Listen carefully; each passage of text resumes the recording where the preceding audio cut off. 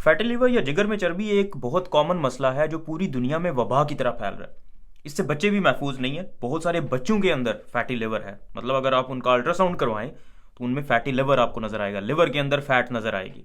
ये इतना कॉमन हो चुका है, ऑलमोस्ट 30 to 40%, मतलब हर 100 में से 30 या 40 लोगों को फैटी लिवर का मसला है। इतना कॉमन हो चुका है ये।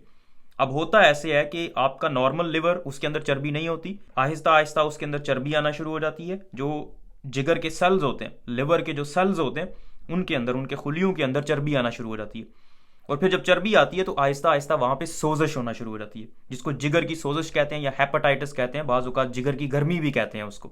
और फिर होता क्या है, जब जिगर की गर्मी होती है तो फिर आपको थोड़ी सी अलामात आना शुरू होती हैं। अब अलामात क्या होती हैं जिगर की गर्मी की या फिर हेपेटाइटिस की? आपको यरकान हो सकता है, मतलब आपको पीलिया हो सकता है, आपकी आंखें पीली हो सकती हैं, आपकी जो स्किन है, जिल्द आपकी जर्द पड़ जाएगी। उसके अलावा आपको हर वक्त थकावट महसूस होगी, खाने का दिल नहीं करेगा, भूख आपकी ख़त्म हो जाएगी, पेट में दर्द भी हो सकता है हल्का हल्का। उसके अलावा वजन भी आपका कम हो सकता है, जिल्द पे हारिश होना शुरू हो जाएगी। तो ये कुछ अलामात हैं जो आपको फैटी लिवर की वजह से हो सकती हैं, लेकिन ये इतनी जल्दी नहीं आती। फैटी लिवर एक ऐसी चीज़ है जो आपको एकदम से नहीं फील होगा। हो सकता है आपको 10 साल तक कोई अलामत आए ही ना, और फिर आहिस्ता आहिस्ता डेवलप हूँ, और फिर जब ये इन्फ्लेमेशन, जब ये सोजिश बढ़ती है और आप उसको ठीक नहीं कर रहे, तो फिर ये एंड स्टेज पे चली जाती है, जिसको सिरोसिस कहते हैं। सिरोसिस का मतलब होता है कि जिगर सिकुड़ गया।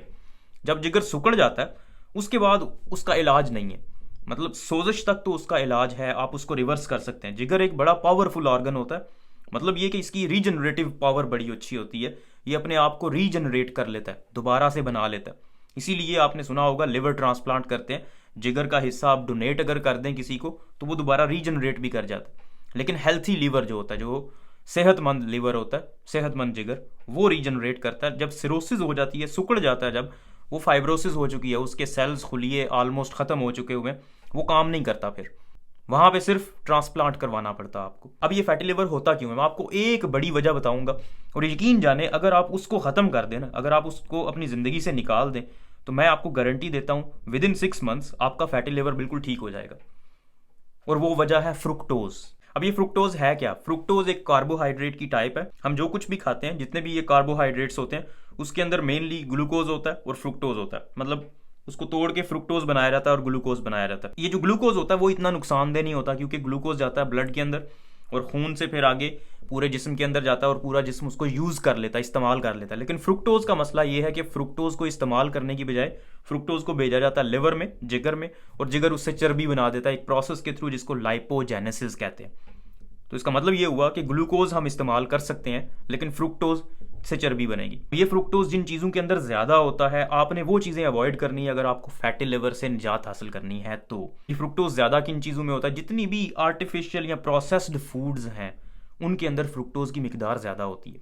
प्रोसेस्ड फूड जैसे जो जूसेस होते हैं, जितने भी एप्पल जूस हो गया, मैंगो जूस हो गया, ये सारे जूस, इनके अंदर फ्रुक्टोज अच्छी खासी मिकदार में होता है। इवन ये जो टेबल शुगर होती है, चीनी, इसके अंदर 50% ग्लूकोज होता है और 50% फ्रुक्टोज होता है। जब आप चीनी खाते हैं तो 50% ग्लूकोज, एक तो वो आपकी ब्लड शुगर ज़्यादा कर देगा, जो 50% फ्रुक्टोज होगा वो जाएगा लिवर के पास, और लिवर कहेगा भाई लाओ तुम्हारी चर्बी बनाता हूं मैं। पहले नंबर पे तो फ्रुक्टोज को खत्म किया जाए। ये फ्रुक्टोज बहुत डेंजरस है। 2017 में एक रिसर्च हुई जिसके मुताबिक रैट्स को, चूहों को, 2 ग्रुप्स बनाए गए उनके। एक ग्रुप को हाई फ्रुक्टोज डाइट दी गई जिसके अंदर फ्रुक्टोज ज़्यादा था, और दूसरे ग्रुप को नॉर्मल डाइट दी गई।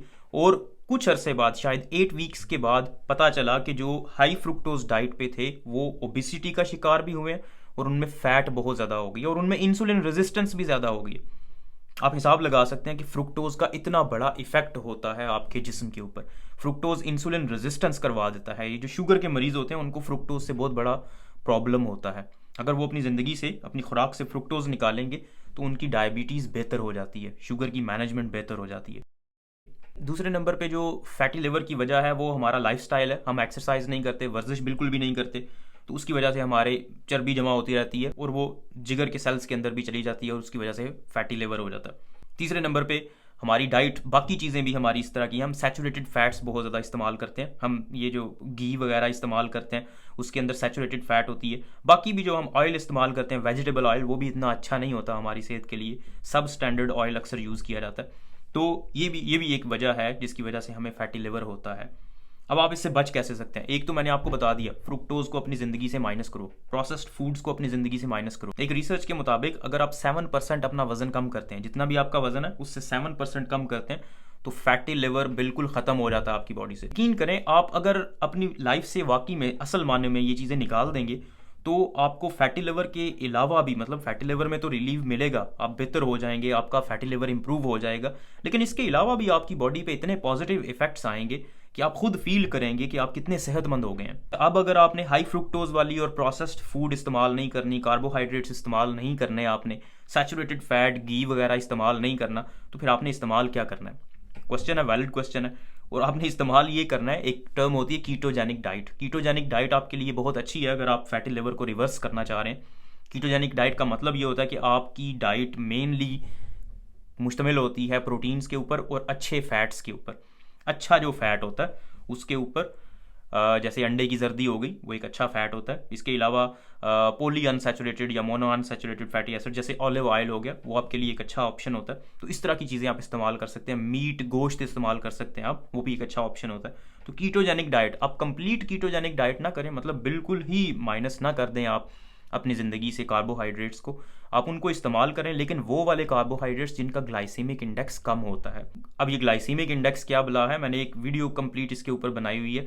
ग्लाइसीमिक इंडेक्स बेसिकली होता ये है कि अगर कोई चीज़ खाने से आपका ब्लड शुगर एकदम से ऊपर नहीं जाता तो उसका ग्लाइसीमिक इंडेक्स लो है और वो आपके लिए अच्छा है। अगर किसी खुराक के खाने से फ़ौरन आपका ब्लड शुगर लेवल एकदम से बहुत ऊपर चला जाता है, इसका मतलब वो आपके लिए अच्छा नहीं है, क्योंकि उसका ग्लाइसीमिक इंडेक्स हाई है। तो लो ग्लाइसीमिक इंडेक्स वाली खुराक खाएं, प्रोटीन्स ज़्यादा से ज़्यादा खाएं, फैट्स भी अच्छे फैट्स इस्तेमाल करें, तो आपका फैटी लिवर ख़त्म हो जाएगा। इसके अलावा अब कुछ सप्लीमेंट्स भी ऐसे हैं जो आप यूज़ कर सकते हैं फैटी लिवर से निजात हासिल करने के लिए। 3 चीज़ें मैं आपको बताऊंगा। एक है विटामिन ई, दूसरा है कोलिन और तीसरा है ओमेगा 3 फैटी एसिड्स। ये तीनों चीज़ें रिसर्च बेस्ड है, ये तीनों चीज़ें हेल्प करती हैं, लेकिन प्रॉब्लम ये है कि इनके ऊपर एक्सटेंसिव रिसर्च नहीं हुई, अभी तक कंफर्म नहीं है कि इनकी कुछ साइड इफ़ेक्ट्स भी हो सकते हैं जिनसे हमें नुकसान पहुंच सकता है, इसलिए ये रेडिली अवेलेबल नहीं है। एज ए डॉक्टर आपको कोई प्रिस्क्राइब नहीं करता, लेकिन ओवर द काउंटर ये मिल जाती हैं चीज़ें और लोग इस्तेमाल कर रहे हैं और इनसे फ़ायदा भी हो रहा है। कोलिन से एक रिसर्च के मुताबिक 80% फैट रिडक्शन हो जाती है। मतलब अगर आपको फैटी लिवर है तो 80% तक आप फैटी लिवर को रिवर्स कर लेते हैं, ठीक कर लेते हैं कोलिन से। इसी तरह विटामिन ई भी है, लेकिन विटामिन ई का प्रॉब्लम ये है कि विटामिन ई की टॉक्सिसिटी हो जाती है। विटामिन ई आपको डेली रिक्वायरमेंट आपकी है 400 इंटरनेशनल यूनिट्स, लेकिन अगर आपको फैटी लिवर को कम करना है तो उसके लिए आपको रोज़ाना 800 इंटरनेशनल यूनिट्स चाहिए होते हैं। इसका मतलब ये कि आप डबल द रिक्वायर्ड अमाउंट ले रहे हैं विटामिन ई की, जिसकी वजह से आपको उसकी टॉक्सिसिटी हो सकती है।